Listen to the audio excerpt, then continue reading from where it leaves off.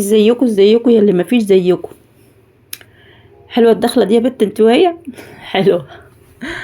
عايزه اقول لكم بقى خبر جميل، والله انا فرحانه فرح.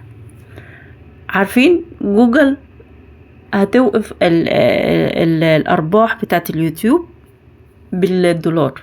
هتبدأ بقى في مصر بالذات هتبدأوا بقى تاخدوا الارباح بتاعتكم بالجنيه المصري. افرح يا بت منك ليها.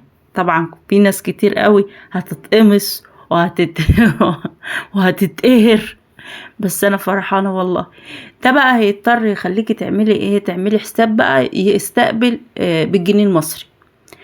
ومع ان انا شايفه ان هي حاجه كويسه، يعني بالنسبه لي انا شيء كويس، انا اصلا ما باخدش ارباح لا والله بجد. يعني انت كده كده يعني لما تعملي حساب بالدولار، طب ما انت هتضطري تحولي من الدولار للجنيه. طب ما هم هيسهلوا عليكم الموضوع، يحولوا لكم على طول، يبعتوا لكم على طول بالجنيه. الكلام ده هيبدأ من امتى؟ هيبدأ من اول شهر مايو، اول شهر 5 اللي هو 2025. فحاولي بقى ايه قبل كده عشان تستلمي الارباح بتاعتك توصلك على البنك المصري بقى اللي هيستقبل بالجنيه المصري. حاولي لو ما عندكيش حساب يستقبل بالجنيه المصري تعملي لك حساب. يعني نحاول نلحق نفسنا بسرعة ونعمل لنا حساب بنكي مصري يكون بيستقبل بالجنيه المصري، وننزل شوية على أرض الواقع ونعيش عيشة أهالينا لأن احنا النبي عربي. وبعدين عايزاكم تعرفوا حاجة، ان احنا في عالم افتراضي. مجال السوشيال ميديا ما هواش دايم، ما دايم الا وجه الله يا حبيبتي.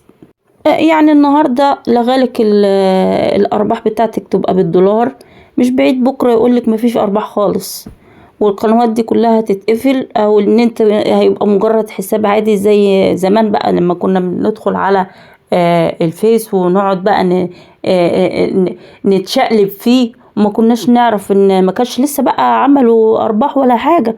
وكنا بقى بنخش يعني نتشات مع اصحابنا وفرحانين بنفسنا قوي ان عندنا بقى ايه فيسبوك. ممكن يرجعنا للزمن الجميل ده. ويا سلام يا ولاد، يا سلام لو يلغوا الميديا كلها اساسا، نرجع بقى لأصلنا ونرجع بقى لأهلنا يعني يبقى في تواصل اجتماعي جوه البيت. احنا في تواصل اجتماعي على السوشيال ميديا لكن تباعد اجتماعي داخل المنزل. وانا حاسه ان شاء الله هيرجع التواصل الاجتماعي بين الاسره تاني زي زمان. ده اكيد.